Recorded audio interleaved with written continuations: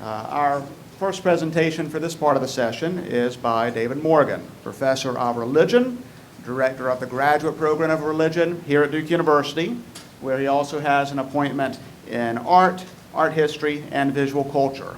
He is the author of several books, including The Embodied Eye, Religious Visual Culture and the Social Life of Feeling, The Lure of Images, A History of Religion and Visual Media in America, and Protestants and Pictures. Dr. Morgan co-edits the journal Material Religion, as well as a book series at Routledge Press titled Religion, Media, and Culture. He will present on the Bible as image in American visual culture. Thank you. It's good to be here. I want to talk today briefly about the presence of an object as image. The Bible, not so much as what people read, as what people touch, look at, fondle, display, circulate as a kind of icon of one sort or another. So its presence in our visual culture really is what I'd like to focus my remarks on, and then overlay those with some reflection on political discourse, because the image of the Bible is constantly deployed within debates in American history over the public sphere, over the role of religion, over its relationship to the state, and its role in Americans' lives. So it's a contested history, and I want to explore that visually today. I'd like to begin with some just quick background, so I hope I don't annoy all the colonialists in the room with my galloping impressionism of their... Turn the mic, okay, great. So let me just start with some text here. In colonial America, the Bible, and this was a huge generalization, but it's worth setting up to think about what happens in the 19th century, area of my greatest scholarly interest. The Bible was a book that sat on the bench of the civil magistrate, and it was the tome in which the family genealogy was recorded, then passed down from generation to generation as a family heirloom. Although the Bible was a steady seller commercially, not everyone owned a copy. It was expensive. Editions were small and expensive, since none were published in the colonies before the national era. They had to be shipped from London, so this added to the cost of the Bible. Literacy rates in the colonial period were, well, depending on where you were a bit less than in the 19th century, particularly the later 19th century. As a result of these conditions, the book was an object regarded as precious and associated with social stature and municipal authority. People heard clergy read the book in church, and they laid their hands on it when swearing oath in court, at marriage or in legal proceedings. Bibles most commonly appeared in imagery as the accoutrement of the learned Protestant divine. I'm showing you here an example from an edition of Fox's Book of Martyrs showing John Calvin. Luther, a number of the Protestant clergymen who were shown with this as the emblem of their trade and authority. And this tendency, just a quick footnote, this tendency to, you might say, fetishize this book as a power object makes Thomas Jefferson's dissection of the text all the more exciting and overwhelming and cheeky, really, as he sat, I think the first edition came out in 1803 or 4, sitting in the White House probably in the evenings with his scissors and French, German,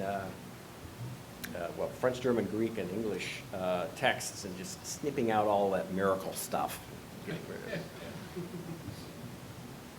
Well, with that quick gesture in place, the association of the Bible as a physical tome with social rank, erudition, and institutional authority became, in many ways, the cultural memory of the prestigious object that informed one dominant strain of 19th century practice, that is the enthronement of large folio Bibles in American parlors. The parlor came into existence in the early antebellum period, early 19th century, that is to say, as a common feature of middle-class homes. And it was the place, it was the public face of the family. It's where people received visitors. And so that's where you put the big family Bible, if you were of economic status to own one. And the Bible was portrayed as a necessary part of devotional reading, as you can see here in the Currier and Ives print from the 1850s. And this power object, this status object, was what people were trying to remember and evoke in a lot of popular imagery, and as the cornerstone of domestic authority and domestic order that was increasingly threatened in the minds of many Protestants and other Americans by the growth of urban life, by industrialization, by the loss of more traditional social arrangements in the colonial period, where the home was the center of male authority as well as family life. In the 19th century, we see that basic structure starting to change as fathers leave the home, work outside of the home, and mothers then ascend into greater symbolic authority in domestic affairs, particularly in the training of children. And I'm showing you a Tract Society cover illustration from 1824, illustrating a sermon by Doddridge, an 18th century divine, and it's trying to take his colonial sensibility and establish it with this early illustration. Later editions of this got rid of that, are much less patriarchal, where you see father in the foreground. Everybody else has got their eyes closed, and father is the only one speaking. He's the cornerstone of spiritual authority in life in the home. So this is a very anachronistic 19th century picture of American home life based on a British divine. But things changed. I want to stay now with the fundamental changes in American life, politics, and economy. With the disestablishment of religion and the rise of the public school as the principal public institution responsible for forming American citizens, the social career of the Bible began to change. Revolutions in the technology and commerce of print production also made the Bible affordable and eventually a mass commodity. Quoting from Paul Goodyear's useful study, by 1880, nearly 200,000 different editions of the Bible, 2,000, not 200,000, 2,000 different editions of the Bible were available to Americans. So there was a sudden familiarity and broad access to the Bible. The American Bible Society was one of the great engines behind this process, producing very affordable editions, unillustrated, that were widely distributed. Many of them for free, some sold at very affordable prices. The Bible acquired new uses as a form of domestic entertainment, as a school textbook, a formal textbook integrated into pedagogy, seen as the cornerstone in some public schools of what children learn. As the symbolic center of family life, it was a text distributed in missionary activity on mass scale, supported by institutions like the Bible Society, which was, like many of the Tract Society, formed in the first 20 years of the 19th century. And as an emblem of Protestantism and a symbol of American nationhood. That was a new task following the Revolutionary War. And I'm just showing you several examples here. On the far side, you see the title page from Harper's Bible, Harper Brothers produced in early 1840s, illustrated with over 1,600 images. People love to say stupid things like Protestants just don't do images. Clearly that's not true at all. They do on a massive scale.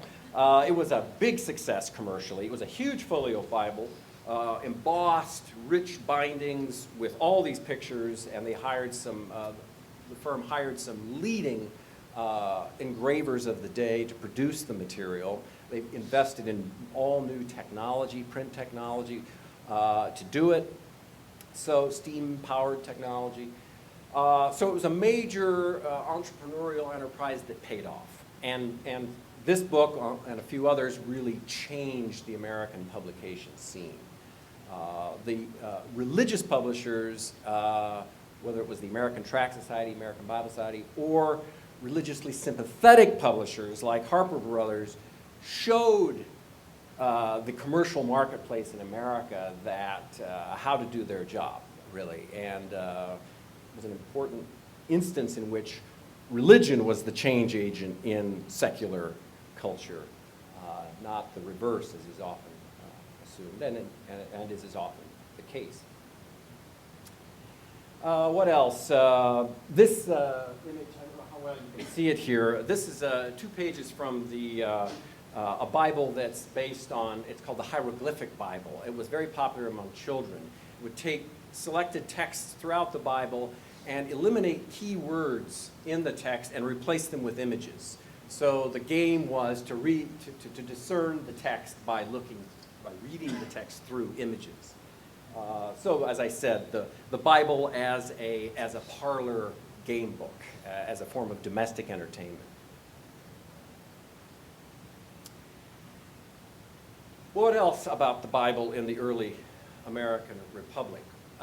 Benjamin Rush was a key player in the Revolutionary period, not an evangelical at all, but he was, like many Americans, someone who believed in the age of democracy that public education was key to securing the republic. Without it, the vices of the mob and of human nature would take over and imperil this new experiment. So he felt, as did many others, that the Bible ought to be have a fundamental place in the education of American children in the new public school system. And he argued for this in a speech, which the American Tract Society liked very much, and 30 or 40 years later reproduced and made one of their tracts. What I'm showing you here is an image that was placed on the cover of that tract. A defense of the use of the Bible in schools, published in 1830. It's a striking image, I think. Very small little wood engraving, the size of a postage stamp originally, but it was, or a large postage stamp. It was an image that the Tract Society had produced to convey the sentiment as they edited and excerpted and presented Benjamin Rush's public address, in which he said, "We profess to be Republicans, and yet we neglect the only means of establishing and perpetuating our Republican forms of government. That is, the universal education of our youth in the principles of Christianity by means of the Bible." And he has, not he, but the Tract Society illustrated this by a large, very large Bible, sort of in the center of Public Square. We see a church on one side, a school on the other, so these are the cornerstones of American Republican life. And the Bible is open to Isaiah 60. We can read that much. I'm just quoting here 2 verses from that chapter, verse 1 and verse 21, which seem to be what the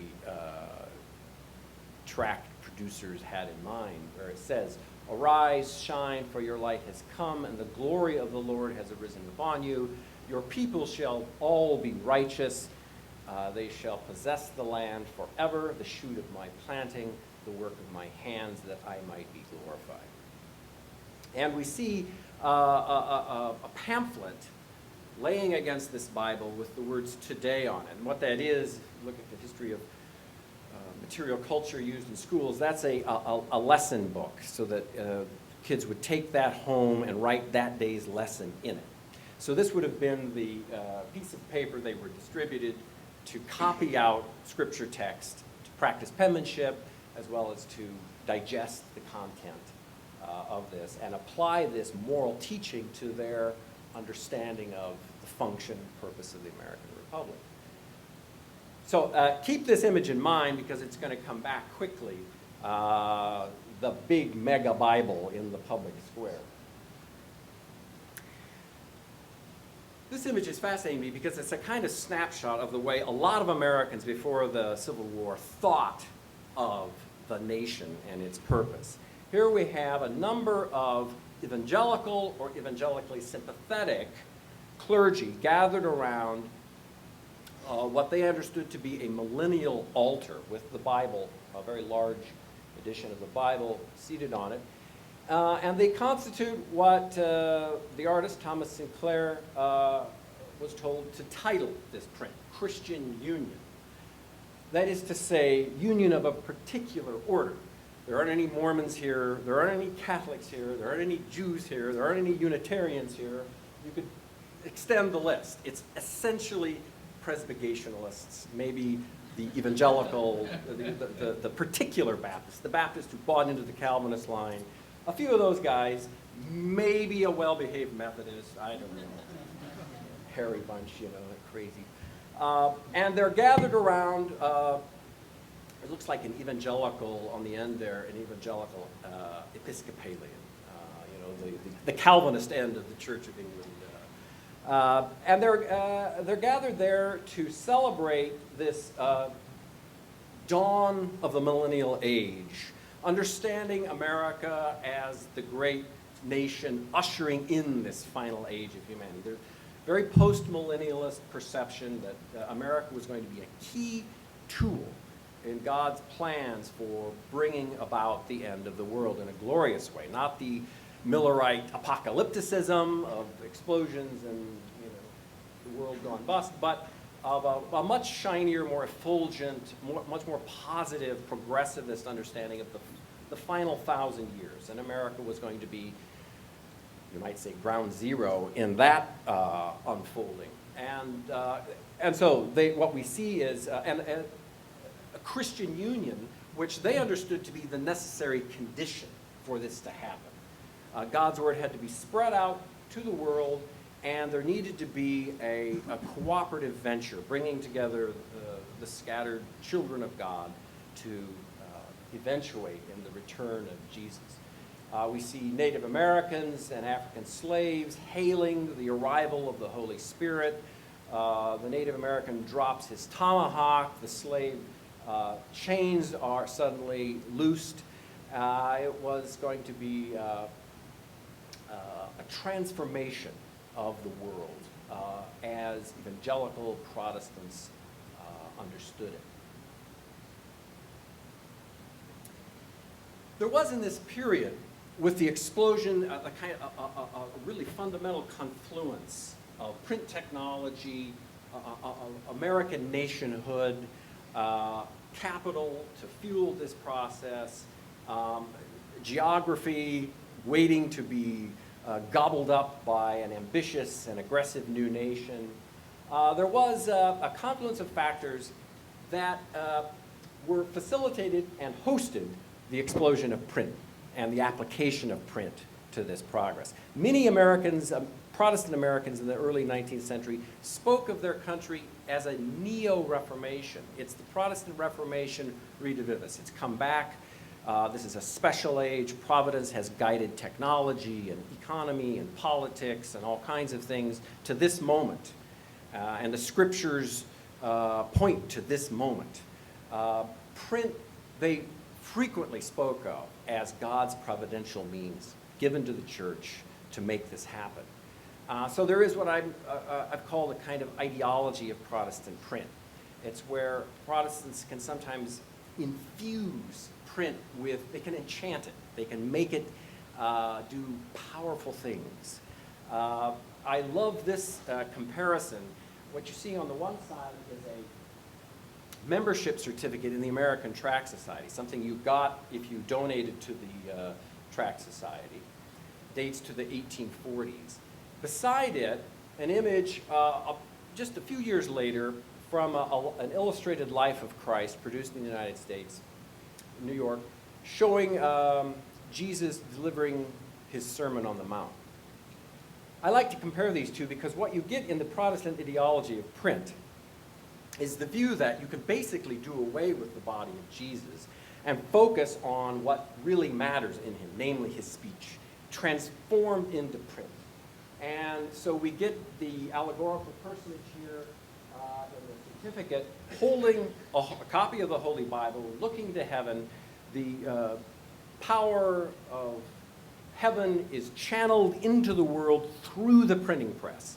And her associate is throwing pamphlets and tracts and perhaps copies of scripture to the crowd. And if you look at the crowd carefully, you can see that it's not just a bunch of Bostonians or folks from North Carolina gathered around. It's people from all over the world, and in fact, if you read their costumes carefully, all times. So there's a fascinating image talking about the power of print to transform Christ's person and power and body into this avenue of communication that will go across space and across time to eventually bring about the second coming.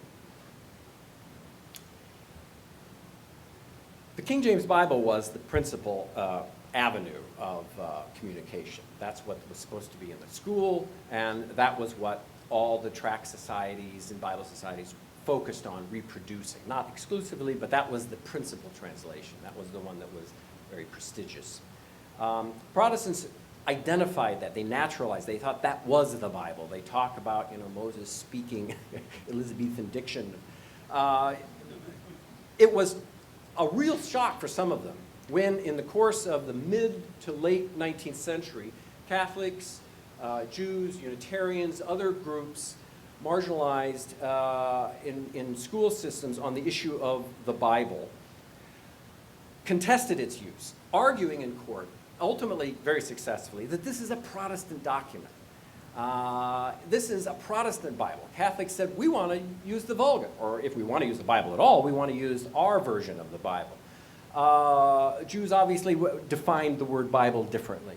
So the debate raged, most, I think, famously in Cincinnati in 1870. Thomas Nast devoted this large image to it, published in Harper Brothers, in Harper's Monthly, or Harper's Weekly rather, which shows the fear that a lot of Protestants had, that the Bible, if it wasn't the cornerstone, the mainstay of public education, the Catholics would take over, because the Catholics were often the primary litigants in challenging the use of the Bible in the public schoolroom.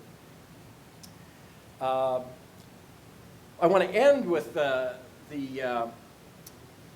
quick couple image look at the 20th century, because basically the Protestants lost this argument. The Bible was, by the end of the century, officially but not in fact, out of most schoolrooms. And what happens at that time then, a number of conservative Protestant groups or culturally conservative groups that were largely Protestant, the Grand Army of the Republic, the Daughters of the American Revolution, threw their weight into a long and ultimately very successful sacralization of the American flag. So the flag then finds its way, accompanied by the Pledge of Allegiance, into the public school, where it still is, and it becomes ritualized as the power object to create American citizens, doing in effect the cultural work of what the King James Bible had used to have done. So I'll end with this. When we look at images of the sacred republic today, the Bible is often not there. It's vanished. Sometimes you can find it. It's not completely gone. But what you do find are basically replacements of it as charter documents and artifacts of the sacred mission and identity of the nation, namely the flag, as a result of this long process of sacralization, beginning most notably in the 1880s and 90s. And then the Constitution, most recently, a painting by a Mormon painter, John McNaughton, showing Jesus holding the Constitution in this sort of idealized landscape of Washington, D.C., with all kinds of folks around, those being shamed by his championing of this religious document, and those being vindicated, taking back the nation and its sacred cause, as MacNaughton understands it. I recently wrote about this and compared it to the Tea Party project, and he emailed. I was really surprised after reading that, and actually liked what I had to say. This was curious, but it was. I tried to be very objective and not trash the thing, because I think it's a fascinating document, a piece of work, and we can learn something a lot about what is in the minds of a lot of Americans these days. Roman Catholics, this is an image on this side from the campaign when it first began to create the National Shrine of the Immaculate Conception in D.C. Catholics had a very interesting idea. You want to establish your presence on the sacred terrain of the nation's capital. So they built a massive, very interesting, impressive edifice there. And this was one of their early, you might say, advertisements for this project, long before it existed. But you can see it rising up on the other side of Our Lady here, opposite the Capitol building. So they're pairing this Catholic temple honoring Mary, the Immaculate Conception, with the nation's icon, the Capitol. Or Meet You at the Pole. This is from Time Magazine, 2001, where evangelicals who weren't allowed to pray by some principles inside the school building, and those principles cited this long history of litigation in some instances regarding the Bible, would gather around the other sacred object, the alternative sacred object, the flag, to practice their prayer in the public space of the school. So with that, we see an interesting shift that highlights the materiality of symbols and their presence and their ability to shape discourse by shaping feeling on a large basis, to address religion as a community of feeling, I think, where it's not always highly articulated, but it is perhaps even more powerful. Thank you. Our next speaker is Rubén Dupertuis, Associate Professor in Religion in the Religion Department at Trinity University in San Antonio. He has written on Greek education in the early Roman Empire and the use of Greek philosophical traditions in the Acts of the Apostles. He is co-editor of a forthcoming volume titled Reading Acts in the Second Century. His essay on comic book Bibles is part of a larger interest in the role of the Bible in American popular culture. His paper is entitled Translating the Bible into Pictures, Comic Book Bibles and the Politics of Interpretation. Thank you. Well, I became interested in the intersection of comic books, Bibles, and especially Bibles for children as a part of my attempt to make sense of the Brick Testament, a web design project illustrating scenes from biblical stories entirely in the medium of Lego blocks. Despite the ostensibly child-friendly nature of the images, Legos, after all, are a children's toy, and I have a 7-year-old who has amassed a significant collection.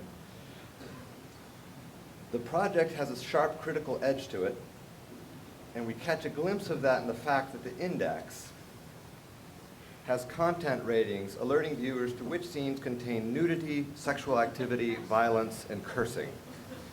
Indeed, much of what Smith chooses to illustrate from the Bible emphasizes its adult-themed nature by highlighting the violence, sexuality, and oddity of its content. There is some of the normal fare of children's Bibles, Jesus walking on water, Noah's Ark. But much of the material that is typically omitted or cleaned up for children's editions of the Bible is not only present in the Brick Testament, but is illustrated in great detail. One finds, for example, the rape of Dinah, Noah's drunkenness, and the beheading of John the Baptist including an image of John the Baptist's recently severed head on a platter. Smith is coy about his agenda with the site, but claims in the end that, I'm quoting, illustrating the Bible in Lego has been, for me, a chance to retell the stories in a way that's more faithful to the text than the other illustrated Bibles that I've seen, end quote. Smith isn't alone in making this kind of claim. Neil Gaiman said something similar of his contribution to Outrageous Tales from the Bible, a publication containing a number of the more violent stories from the Hebrew Bible, produced by Knockabout Books. I think it's a late 80s, 1987. The much acclaimed Genesis by R. Crumb in 2009 also has a similar claim. He states that his aim was to show what was really in the Bible, claiming that he was showing more respect for the Bible, for the text, as a non-believer by reproducing every word in Genesis than the freedom he's seen in most of the illustrations or versions of the Bible that illustrate it. In order to do this, Smith, like Smith's Brick Testament, Crumb's Genesis has to warn readers about the content, suggesting that parental supervision should be required for younger readers. There's quite a bit of nudity in this version. Both Smith and Crumb present their projects as reactions to, or at least related to, traditions of modern illustrations of the Bible, most of which have been aimed for children. What I'd like to do with you this morning is to take a look at the Brick Testament mostly. I'm not going to focus on Crumb's Genesis, but to focus on the Brick Testament alongside a few illustrated Bibles for children, especially Bibles that fall into the category of comics. Although the Brick Testament is not technically a comic book, it is clearly borrowing the general form, language, and aesthetics of that medium. A number of different approaches to this material would be fruitful, including retelling, adaptation, but I've chosen translation for several reasons. The first is the nature of what can be referred to as the comics medium itself. The wide range of what has been considered and presented as children's Bibles includes retellings of a handful of stories, catechisms, epitomes, summaries, and various illustrated and picture Bibles. Comic book Bibles, a relatively recent phenomenon. By recent, I mean the 20th century. I work on Acts in the ancient world, so it's just happened. Comic book Bibles, a relatively recent phenomenon, certainly fit within the tradition of illustrated or picture Bibles, but they also present some distinctive features and challenges. Clear definitions of comics or comic books and/or graphic novels, and I'll use these terms interchangeably, are notoriously difficult to come by, but one of the most useful and well-known is that of Scott McCloud, for whom comics are, quote, juxtaposed pictorial and other images in deliberate sequence intended to convey information or produce an aesthetic response. So, images in sequence, images and other symbols in sequence. It's worth emphasizing the image-driven nature of the medium, as is thinking of images or icons in broad terms. While for some, comics are a combination of language and images, words and images, for McCloud and an increasing number of scholars, icons and symbols used to convey meaning in the medium are signs in the same way that letters of an alphabet are. The comics medium is, in fact, increasingly being viewed as a language system that has developed a set visual vocabulary that requires a particular literacy on the part of the reader. For example, the use of zip lines or word balloons to indicate speech or thought. This becomes fairly standard and gets developed in quite a sophisticated way. In the world of comics, every icon, be it a letter or a zip line, has meaning. If the comics medium consists of a language, then presenting or telling a Bible story in this medium can be considered a translation. Not necessarily from Hebrew or Aramaic or Greek to English, but from a set of signs that have a culturally specific meaning to another set of signs, including pictures that also have a relatively stable, culturally rooted meaning. They are not typically interlingual translations, since most are starting from English. Smith says he relies on the New Jerusalem Bible, and Crum says he relied mostly on Robert Alter's translation. In addition, most are selective in how much of the Bible they present, even what aspects of a particular story they highlight, but they are, I think, fairly viewed as translations into a different medium, complete with a different set of signifiers and grammatical rules. Approaching comic books as a translation is further justified, I think, by the fact that fidelity in translation is specifically seen as a goal for many of the comic books themselves. This is the case, for example, in the comic book Bible series put out by the United Bible Society in an article published in Bible Translator with the aim of introducing potential translators to the conventions of comics. Norman Munhenk says of the series, quote, "The series of Bible comics is an attempt to adapt the message of the Bible in a way that is both faithful to the message of the Bible and also faithful to the comics format." Most of the comics that I looked at for this study also invoke the notion of fidelity to Scripture in their self-presentation. For example, the back cover of Picture Stories of the Bible attributes the following endorsement to a prominent Christian leader. Parents, quote, "Parents will do their children a real spiritual service by providing them with picture stories of the Bible.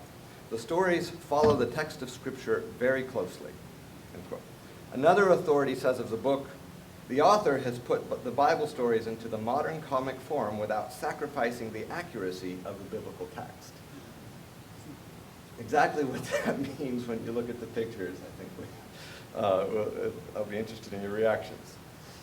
Although less explicit about being a translation, the comic book Bible, which we'll look at as well, also presents itself on the back as a kind of Bible starter kit, translated into picture book form in order to be attractive and understandable to children. And that book implies that children speak in pictures or can only read pictures, so this is somehow their natural language.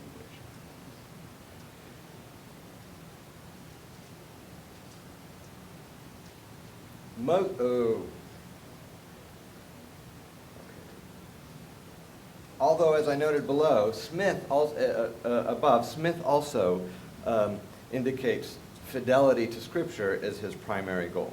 All of these are presenting themselves as in effect as translations, and bringing in the concept of fidelity.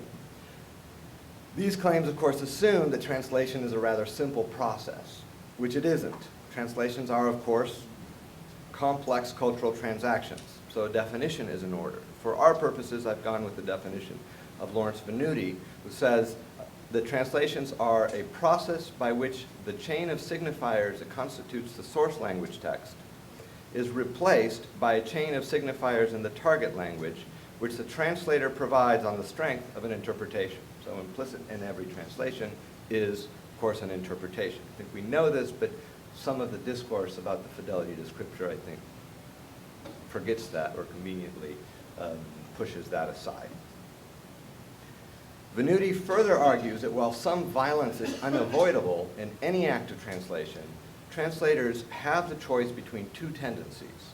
They can perform what he calls a domesticating translation, one that privileges the values and cultural assumptions of the target language reader, mostly us, or they can seek to foreground the cultural distance to and otherness of a source text by adopting a foreignizing translation. And that doesn't mean getting it right, but simply using the tools available to suggest the cultural distance and how much of an other, even if we can't fully understand it, this text and the culture in the text represents.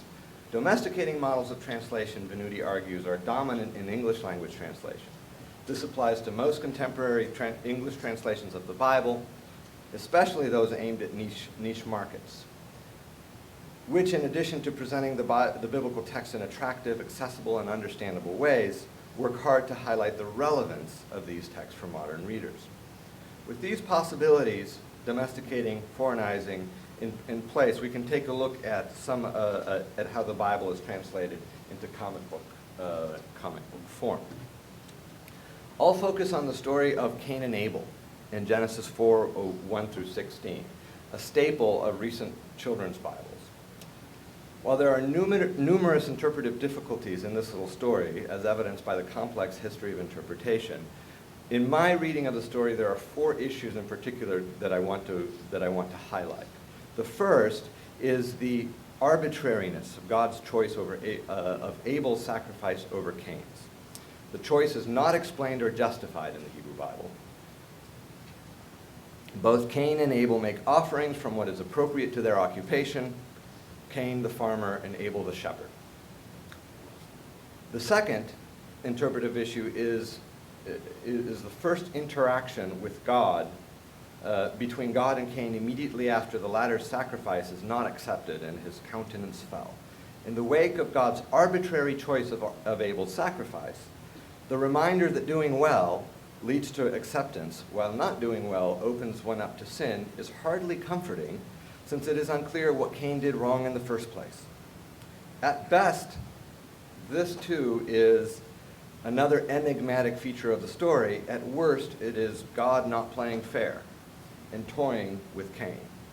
The third issue is God's second interaction with Cain, in which Cain is cursed, his connection to the ground is severed, and he is destined to live as an exile and a wanderer. Cain's protest results in a form of accommodation, a mark protecting him from harm. And this mark, importantly, goes 2 ways. It's both signaling him out, but also offering protection. And the fourth issue is simply the violence that is at the heart of the first murder in the Bible. As with much in this terse, brief narrative, the pivotal moment is striking for its brevity. Cain invited Abel to a field where he, quote, rose up against his brother and killed him. That's all. That's all you get in the text. So, on to some comics. I'll focus on 3 of them, all of them Christian publications. The first, the Comic Book Bible by Rob Suggs, aims at an audience of children from about 8 to 12 years of age and tells selected stories from both the Hebrew Bible and the New Testament. In the Comic Book Bible, the story of Cain and Abel is told in 6 panels on 1 page. At the top of each page is a Bible verse related to the story, a choice that may be related to an anxiety often seen in illustrated or picture Bibles over the relationship to the text of the Bible, which also is related to this anxiety over translation and fidelity. In this case, the words selected from the Cain and Abel story are from Genesis 4, 4, and 5. And the Lord had respect for Abel and his offering, but unto Cain and his offering he had not respect. This choice, the choice of this particular text on this page, highlights the importance of God's preference for the sacrifice of one brother over the other, which in the Hebrew Bible is enigmatic, if not arbitrary. In the Comic Book Bible, however, God's preference for Abel's sacrifice is anything but arbitrary. One way in which this is achieved is the dialogue supplied to the characters. In the first frame of the story, Abel says, "I'll offer the best of my flock," while in the next frame, Cain states, "Abel is always sacrificing. Maybe this old plant will do for me." The order in which the sons are introduced and offer their sacrifice is reversed from the order in the Hebrew Bible, effectively making Cain play catch-up and introducing the notion of jealousy. The words ascribed to the brothers emphasize the importance of proper attitude during worship. In addition to making clear the superiority of the quality of Abel's sacrifice, the story also suggests that God's choice is understandable. In the second frame, Cain says, "Abel is always sacrificing." And in the third, he thinks, as usual, God liked Abel's sacrifice better. Well, I'm sick of it.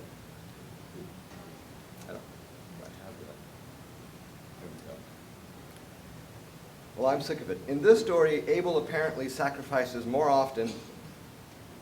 His offerings are better, and God routinely chooses the sacrifice of Abel over that of Cain. The justification for God's choice is also done visually. Abel is introduced in the first frame as a cute, bright-eyed younger brother, active in tending his flock, while Cain bears a droopy mustache, a permanent frown maybe, and stands idle in the background leaning up against a tree. We see Abel's face again in the third frame. And again he's smiling, while his brother, watching him out of the corner of his eyes, thinks jealous thoughts. Whatever insight Cain's thoughts and words give the reader about his motivations, visually he is typed throughout as a villain. The first interaction between God and Cain before the murder of Abel is omitted entirely, while in the presentation of the second, there is no indication that God's punishment of Cain for the murder of his brother while with exile is accompanied by a way of protecting him against those who would do him harm. Here, it's simply punishment. This story is about a young man with a bad attitude and perhaps bad facial hair who succumbs to jealousy, kills his brother, and suffers a corresponding punishment. Finally, the comic book Bible avoids the violence in the story, showing a frame of Cain's ambush of Abel and then going directly to God's second encounter.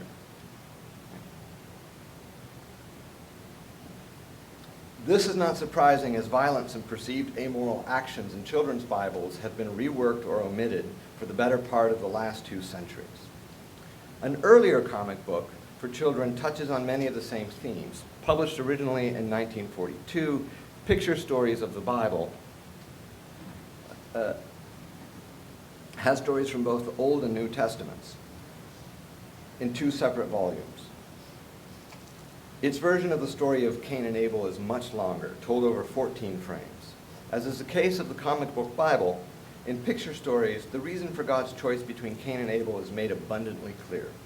After the brothers and their respective occupations are introduced, a caption states, "One day Abel decided to make an offering to the Lord. Cain pledged an offering too, but his heart wasn't in it."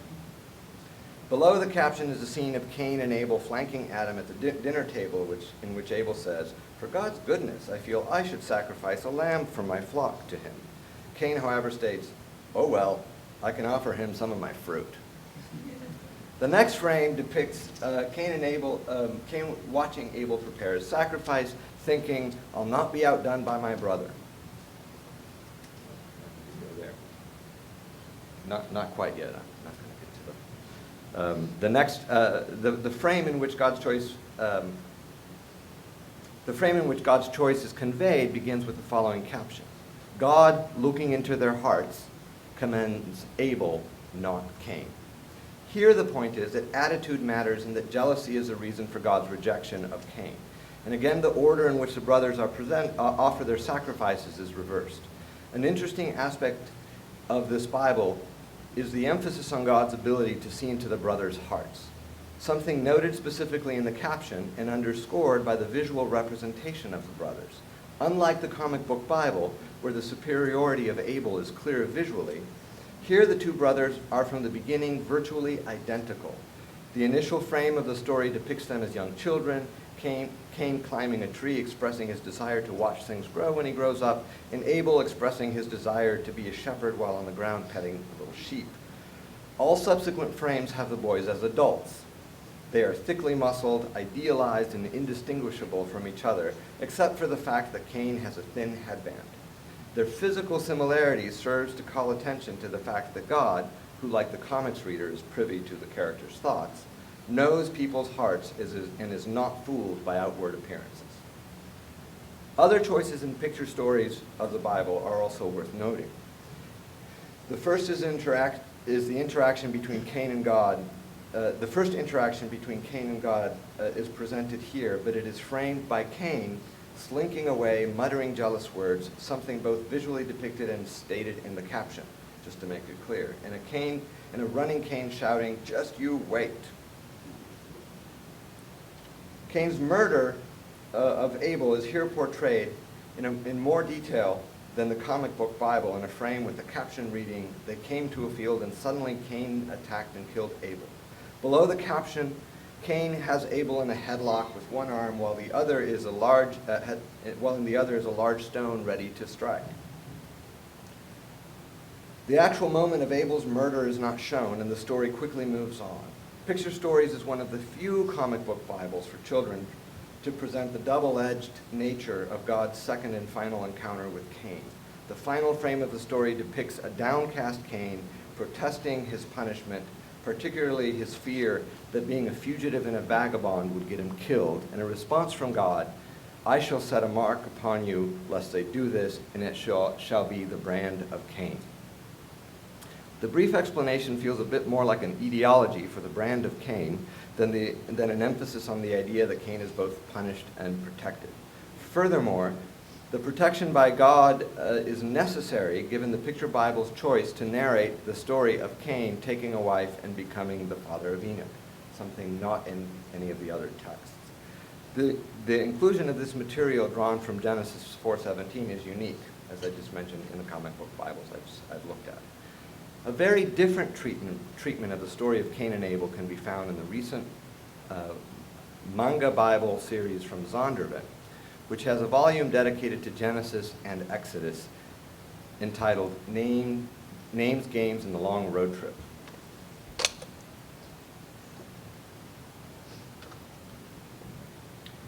A more cartoony version, clearly aiming at humor, this Bible is much more self-conscious in being a representation of biblical stories and is missing the somber tone of some of the other versions.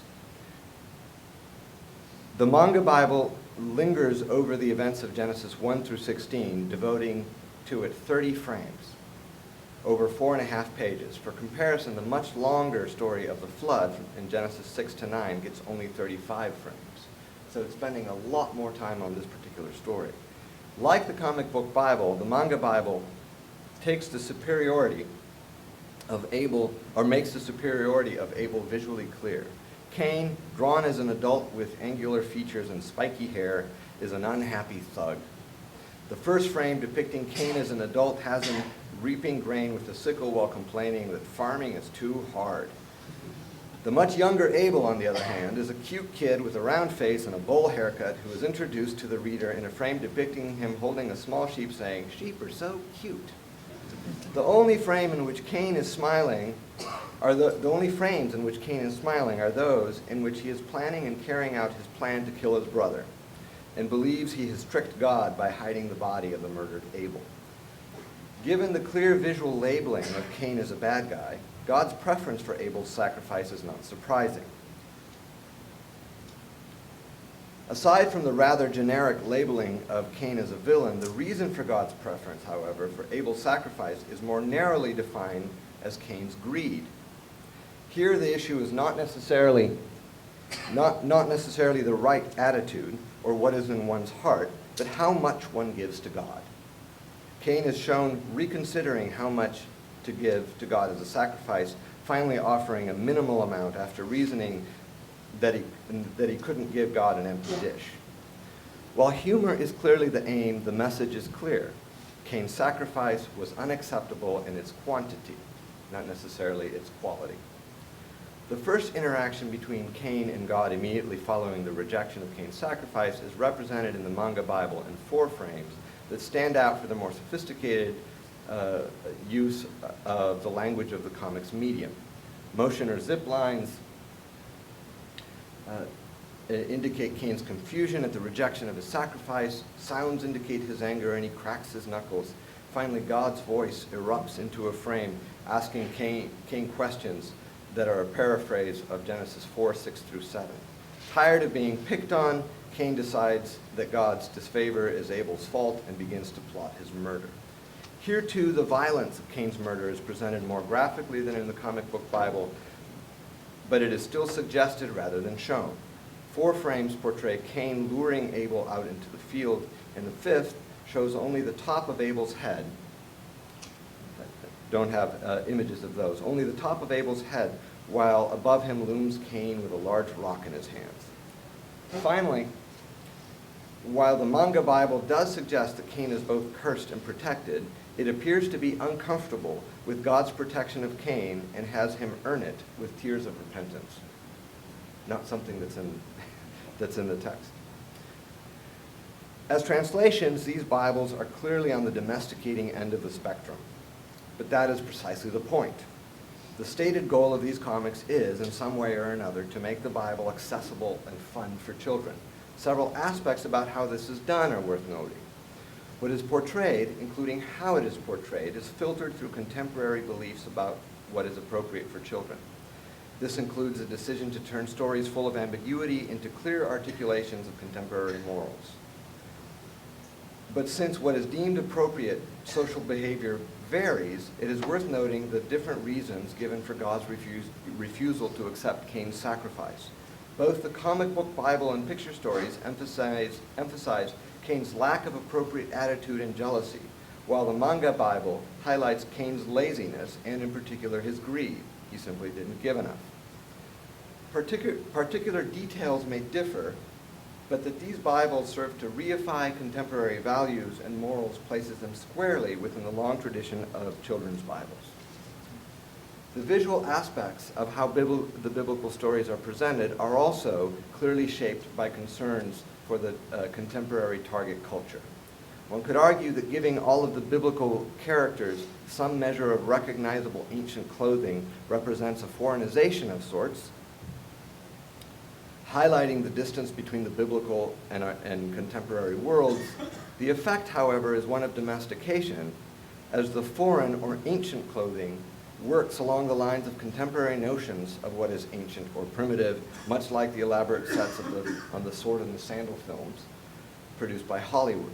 Furthermore, all biblical characters are portrayed as recognizably white, despite the fact that in detail they range from fairly detailed to relatively abstract. This last point is worth elaborating. When it comes to the use of the comics medium, my initial judgment was that these comics were not that good. At the very least, they do not represent very sophisticated use of the comics medium. This is less applicable to the more recent publications that appear to be much more aware of and willing to make the use of the lexicon of the medium. Of the comic books discussed above, I would highlight the manga Bible as the most sophisticated, but even the rather simplistic art of the others can have a particular function in the comics medium. Scott McCloud argues that one of the key aspects of good comics art is the identification on behalf of the reader with particular narrative characters. Identification is, of course, something that is also part of exclusively textual narratives. But in this case, it's complicated by the fact that typically comics visually represent people, and not all of us look alike. McCloud argues that the more specific and detailed the representation of a particular person becomes, the fewer the number of people who can readily identify with that character. Applied to comic book Bibles, it might be argued that the rather simplistic art functions as a way of allowing greater identification. This does not necessarily work for picture stories of the Bible, where the decision to render Cain and Abel as identical adult hypermasculine bodies and fairly detailed facial features does not facilitate identification. If anything, Cain and Abel represent a distant, idealized past. And I noted that the brothers are nearly indistinguishable, which underscores the point that God knows people's hearts and that the proper attitude is what determined God's preference of Abel over Cain. Identification is key, however, in the other two comic book Bibles, where the character of Abel is much younger and drawn more simply or even abstractly than his brothers. In the manga Bible, for example, the character of Abel is a cute, somewhat generic, good kid, while the character of Cain is so wholly other, so monstrous, that any possible sympathy, let alone identification, is impossible. All right. Last step, back to the Brick Testament. Because Bibles for children, including illustrated or picture Bibles, are for the most part produced for didactic purposes, they tend to follow a fairly consistent patterns in the stories they select and how these stories are presented. The Brick Testament, Smith's ongoing web design project illustrating biblical stories using only photographed Lego blocks, can be read as a critique of this tradition, I think. Begun in 2001, by 2003, the site had received enough interest to lead to the publication of a coffee table book entitled The Brick Testament, Stories from the Book of Genesis. Smith published 2 more books in 2004 and continued to add scenes to his online site. The website, which is my focus here, now has illustrations for much of the Bible, and now as of late, he's sort of ruined it for me by going back and redoing the Genesis 1 through 11 images. links to the old ones are still live, but he now has a different set of images. While Smith notes that his images are often used in church settings for educational purposes, the critical, if not satirical, edge of his project is readily apparent. What is of interest here is how this critique is carried out. The Brick Testament inhabits a carefully negotiated space at the intersection of a number of genres, styles, and sensibilities. Part comic book, part Bible illustration, part photography, part interactive online experience. Smith intentionally plays off the conventions of all of these genres and media.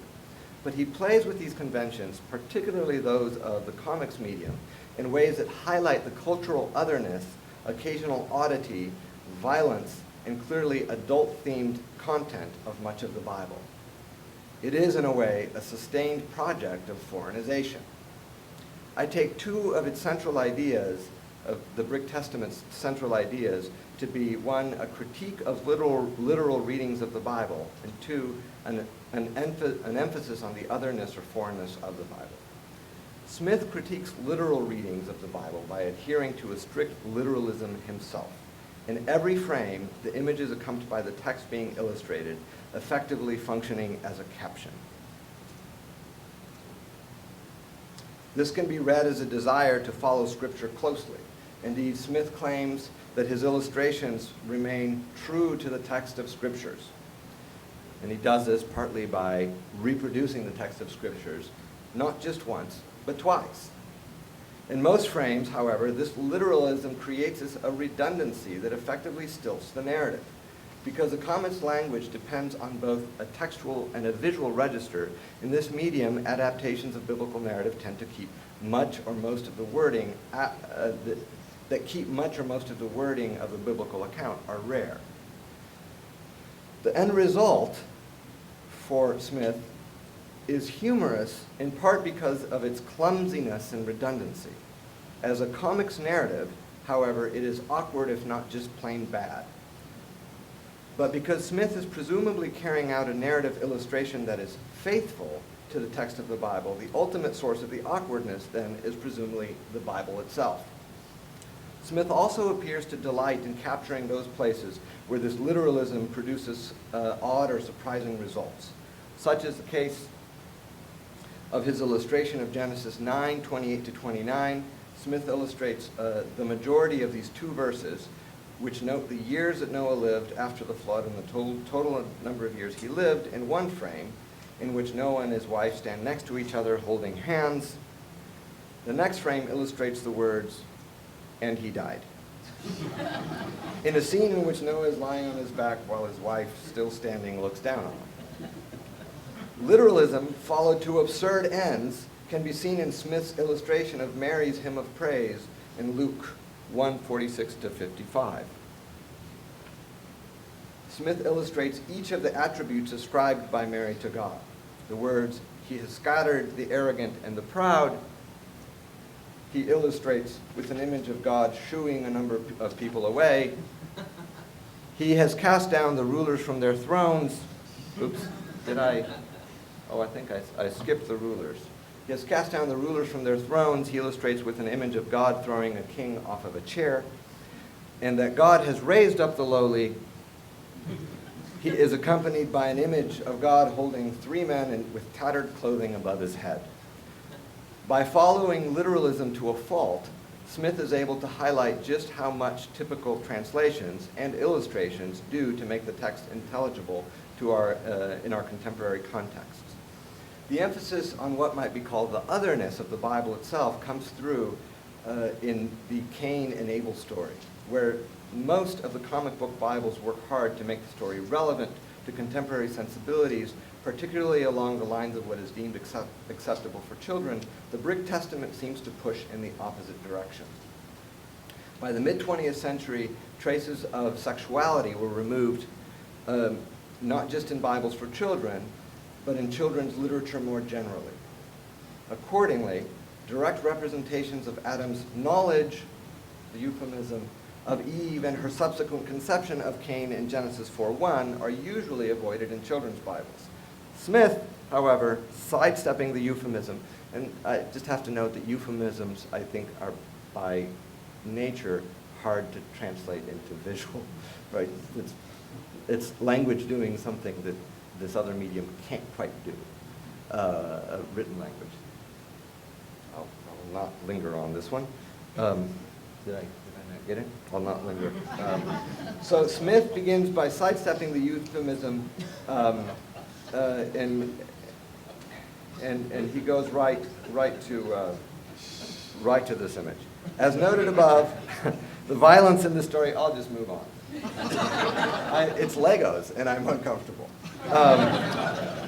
As noted above, the violence in the story is typically omitted or downplayed in children's Bibles. However, the Brick Testament focuses on it. The text of Genesis 4:8, and there, the image you see there is simply the representation of the types of occupations. The text of Genesis 4:8 is, Cain said to his brother Abel, "Let us go out into the field." And when they were in the field, Cain rose up against his brother Abel and killed him. Smith illustrates this one verse over 3 frames. The first depicting Cain asking Abel to join him in the field while concealing a knife.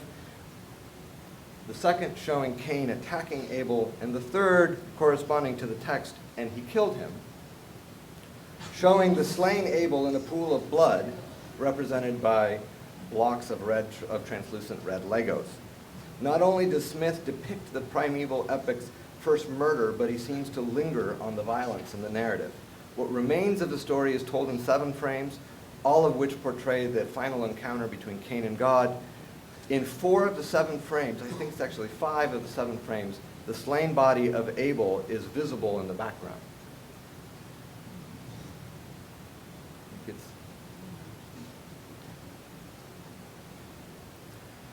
The ambiguity in the story, both in God's preference for Abel's sacrifice and the double nature of the mark given to Cain, is kept. This is due in part because Smith has chosen to illustrate almost all of Genesis 4:1-16. But it's worth noting that the interpretive difficulties of the ambiguity suit Smith's agenda as well, or they suit his agenda well. Judged in terms of the conventional application of a comics medium, Smith's translation of the Bible is a bad one, but intentionally so.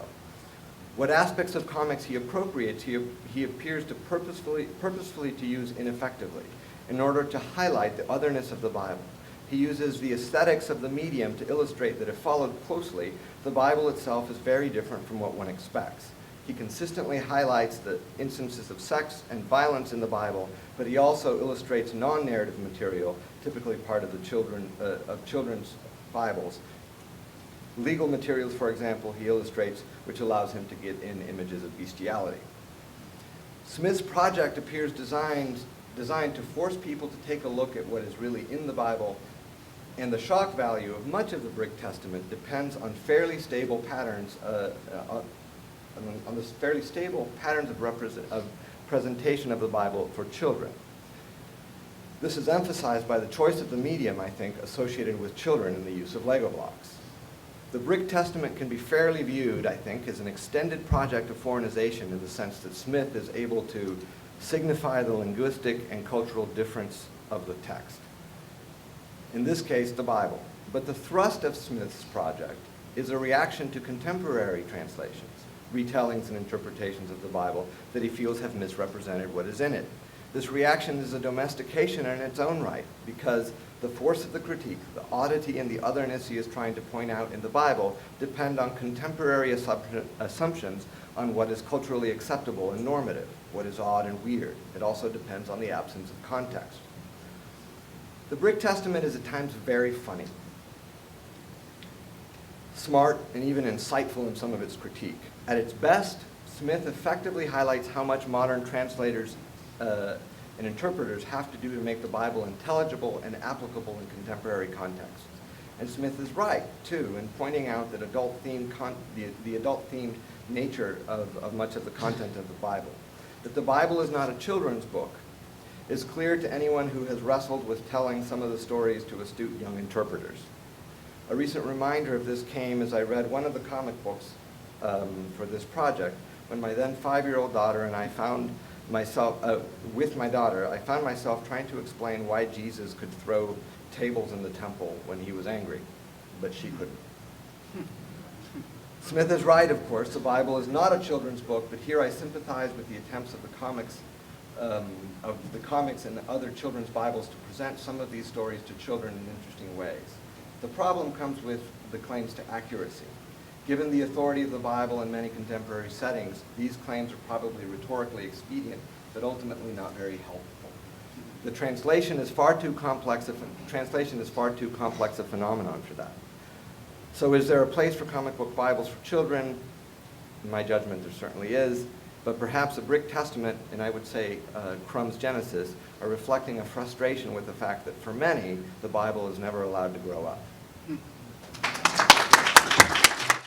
And I think that one of the things I want to hear you all talk about more is the importance of this new Moses and this new version of the Exodus that came to the fore in the civil rights movement and the effect of Martin Luther King on what's happened in the public square.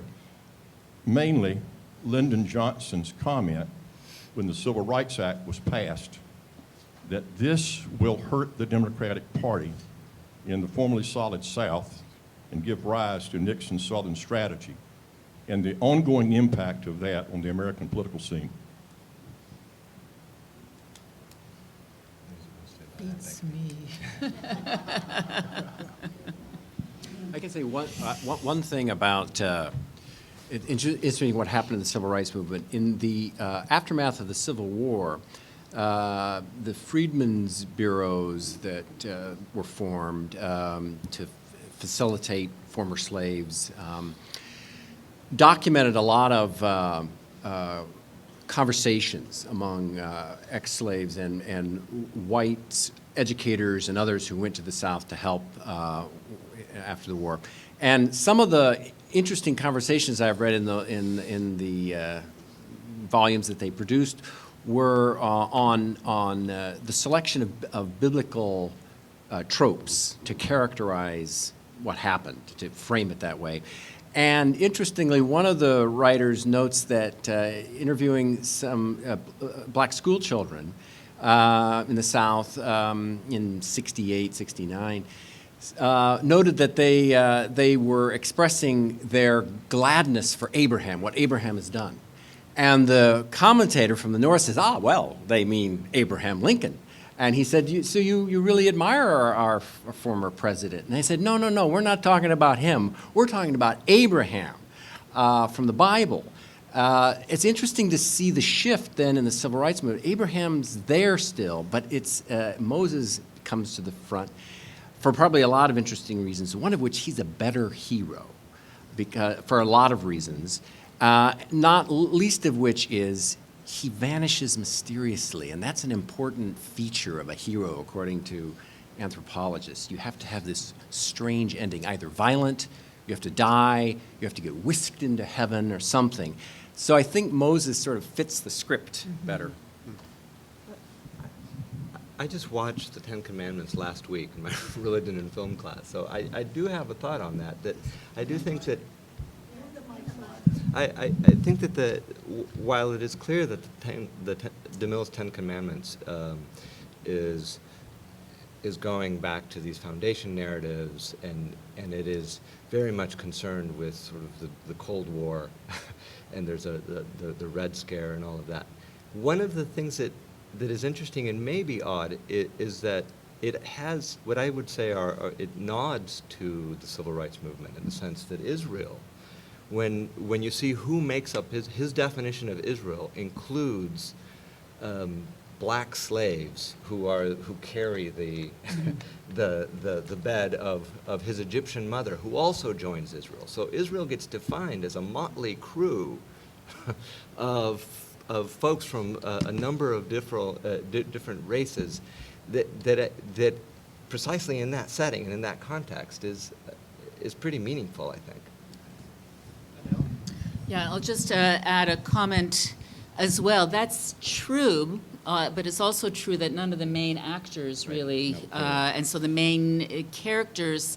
And what's interesting is that in later In the Sword and Sandal movies, especially those that present, like Demetrius and the Gladiators and Barabbas and other films Quo Vadis that present the story of Christian martyrs, there are also many of those done around the same era. You always have the Christian, or the one who, like the robe, the one who becomes the Christian as a very attractive male Hollywood actor, who almost always befriends an African slave.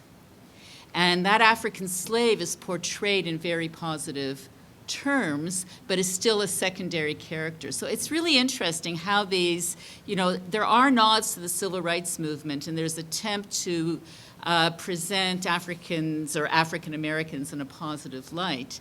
But there's still a sense of secondariness to that presentation, which I find very interesting in terms of sort of the history of production of these films.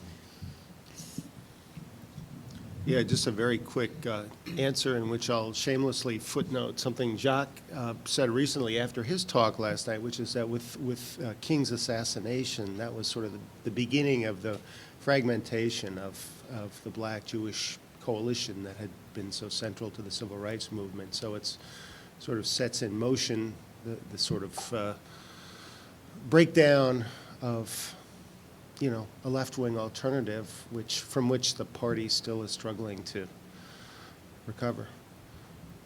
Thank you all. I know that I'm at the front, and a lot of people are at the back. I wanted to see if any of the students had a question. Any students?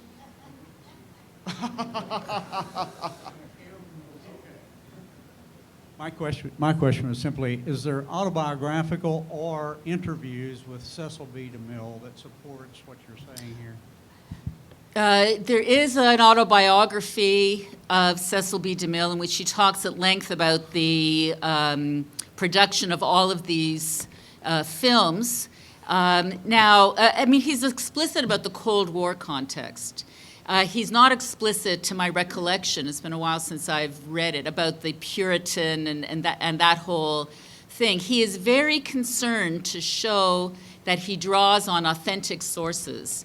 And so there's also this other book, Moses in Egypt, I think it's called, by Nordheimer, written at the time, in the 50s, around the time that the film itself was released, that documents all the sources that he used, primarily from Philo and Josephus and the Midrash, that brings all of these sources together. And that's really a fascinating resource. And, the move that's most interesting is the care with which he took passages from Jewish interpretive tradition and transformed them really, he took texts that resonated also very powerfully within a Christian context and then used them to tell the story. So he's not really dissembling, but it's a very strategic use of the ancient sources, we'll put it that way. Let's work in one more quick question, if we may. I know there's one up here at the front. Thank you very much for all the super papers. I'm sorry, it's another question on Cecil B. DeMille, if that's okay. Of course, it was his second attempt at Yes, the Ten that's right. Commandments, and Yep. I'm fascinated to know whether the 1923 version reflects 1920s American politics like the 1950s version does that. And a little side note on the mention of the British The accents. Yes. Of course, they don't always get off so lightly. Sometimes in these films, the British genuinely are the enemies. I mean, Oh, yes. the best example, I think, is the Peter O'Toole Masada, where Yeah. all the Jews Yeah. are played by Americans and all the Romans are played by the Yeah. British.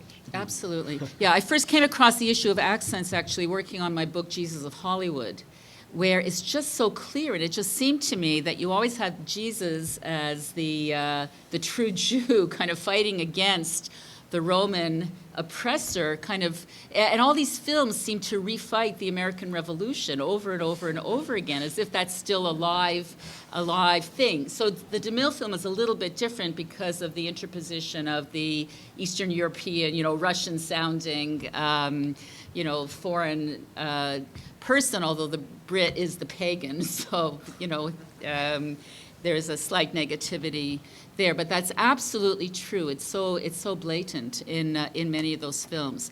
I haven't done the same sort of analysis of the 1923 version. It's a completely different sort of film, so I haven't kind of mapped it onto American politics at that point. But I would imagine that the 1923 film is really completely different. And it begins, there's about an hour and something prologue, which retells the story, but in a much less, of course, technologically sophisticated way, since it's so many decades earlier and it's a silent film. And then it has a modern story about an American family, a mother with 2 sons, and one is the godly son who's the Jesus figure, and the mother there represents legalistic interpretations of the Hebrew Bible. So so there's a different dynamic going on there, and the other son sets out to break every single commandment. And I think that there it is a commentary on big business, on the cutting of corners, on the way in which there's a kind of exploitation of ordinary people on behalf of big corporations. But I haven't mapped it onto the political scene. But it's a very, very different, in the 1956 film, he's really completely preoccupied with the Red Menace. Let's give all of the presenters a hand one more time for an excellent session. All 4 wonderful papers.